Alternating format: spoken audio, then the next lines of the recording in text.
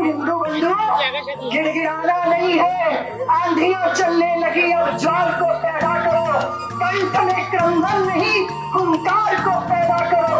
फिर सजने लगी है कुरुक्षेत्री समर की भूमिका, पार्थ तुम गांडीव में संकार को पैदा करो। पूरे भारत ही नहीं अपितु विश्व की जो सज्जन शक्तियां हैं उन सबकी पीड़ा को अभिव्यक्त करने के लिए आप यहाँ इकट्ठे हुए हैं। हम सब जानते हैं कि जब भी कभी अत्याचार अपनी सीमा लांघता है, पापों का घड़ा भरता है, फिर वो फूटता भी है और उसका भारी दुष्परिणाम पापियों को झेलना पड़ता है। आप सब ये भी जानते हैं कि जब जब कभी युद्धों की कहानियां लिखी गई, जब जब कभी गृह युद्ध हुए, तो सबसे ज्यादा अगर पीड़ा भोगी तो वो स्त्री ने भोगी या संतों ने भोगी। यह दृश्य बांग्लादेश में है। चिन्मय दास प्रभु को जेल में ठूंसा गया, संतों का अपमान हुआ।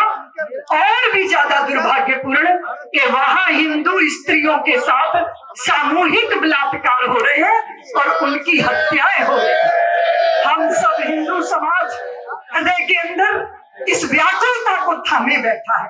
हम प्रतीक्षा कर रहे हैं। अभी जैसे हमारे बंधु ने कहा कि सोया शेर जगाओ मत, हमारी करुणा को हमारी कायरता मत समझो, क्योंकि हमारे यहाँ स्त्री भोग्या नहीं है, पांव की जूती नहीं है, वो हमारे ग्रह की लक्ष्मी है। और हमारे ग्रह की लक्ष्मी के साथ अगर यह अत्याचार होगा तो सारी हिंदू सज्जन शक्ति इसको बर्दाश्त नहीं करेगी। हम यहाँ बताना चाहते हैं, ये यूएनए हो या संसार की कोई भी वो संस्थाएं जो छोटी छोटी बात पर मुखर हो जाती है, वो चुप क्यों है? वो हिंदुओं के सामूहिक नरसंहार पर चुप क्यों है? मैं अमेरिका में थी, मेरे को एक व्यक्ति मिलने आए, 80-85 वर्ष के यहूदी थे वो। उन्होंने मुझे कहा, रितंभरा तुम्हारा देश कैसा है? मैंने कहा क्यों, मेरा देश दुर्गा के आराधकों का देश है। उन्होंने कहा पर तुम्हारी दुर्गाएं तो बांग्लादेश में अपमानित की जा रही है, उनके स्तन काटे जा रहे हैं, उनकी जंघा पे गर्म शलाखों से उन्हें गोदा, उन्हें छेदा जा रहा है। हिंदुओं को क्यों नहीं पीड़ा होती? उनकी उंगली पर आंकड़े थे कि बांग्लादेश के किस मोहल्ले में, किस शहर में हिंदू स्त्रियों के साथ अत्याचार। आपने लज्जा उपन्यास भी पढ़ा होगा।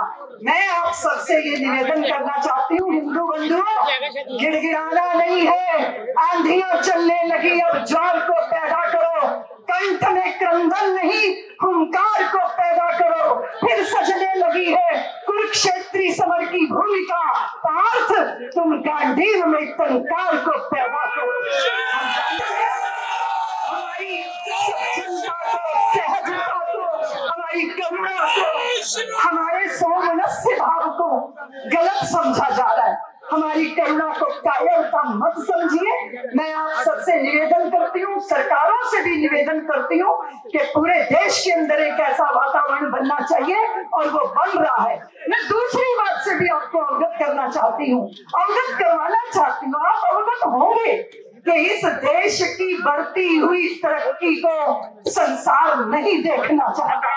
वो हमारे देश को उस दिशा में ले जाना चाहते हैं कि जगह जगह भारत के अंदर पॉकेट बांग्लादेश, जहां हिंदुओं को डराने की, धमकाने की ये साजिशें रची जा रही हैं। मैं आप सबसे निवेदन करती हूँ, संयम में रहते हुए अपने, जैसे हमारे देश की सरकार ने बांग्लादेश को ये कहा कि हम पड़ोसी हैं, हम साथ में हैं, हम साथ रहना चाहते हैं, पर साथ रहने के लिए आप अपने स्वभाव, आचरण, व्यवहार का परिचय दीजिए। क्योंकि हम हमारी संतानों और हमारी पुत्रियों को, हमारी महिलाओं को भेड़ियों के हवाले करके चुप और शांत नहीं बैठ सकते। इसलिए मैं यहाँ देश की सरकार को भी और बांग्लादेश के दूतावास में जो लोग हैं और यूएनए, जितने भी विश्व की शक्तियां, संस्थाएं हैं, उनसे निवेदन करना चाहती हूँ कि महिलाओं का ये अपमान भारत की एक भी महिला नहीं झेल सकती। और भारत ने एक जानकी का अपहरण किया था रावण ने। आप जानते हो माता जानकी का अपहरण छू लेने की समर्थ नहीं थी उस पापी की, तो फिर भारत ने क्या किया था?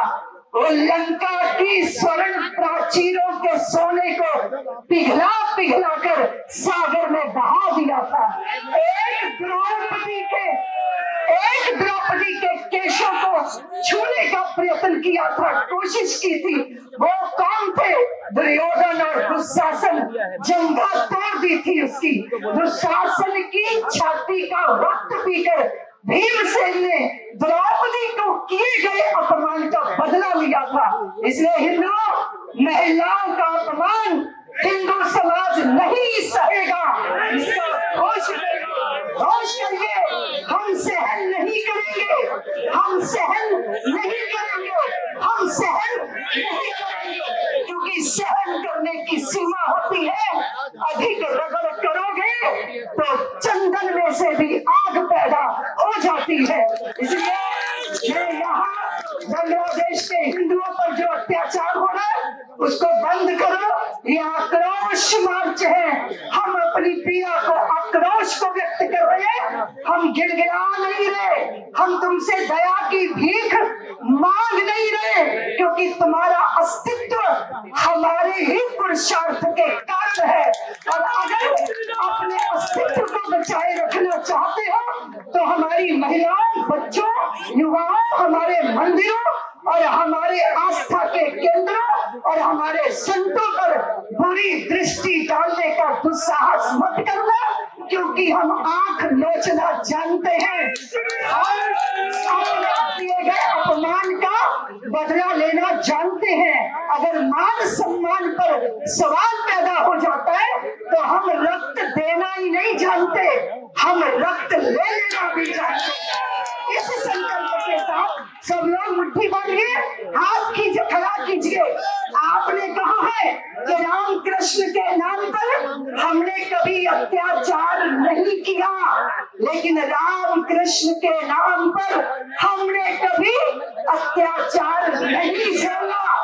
हमने अत्याचार नहीं किया, हमने अत्याचार भय काहू को देत नहीं भय मानत आन, कह नानक सुन रे मना, ज्ञानी चाहे बखान।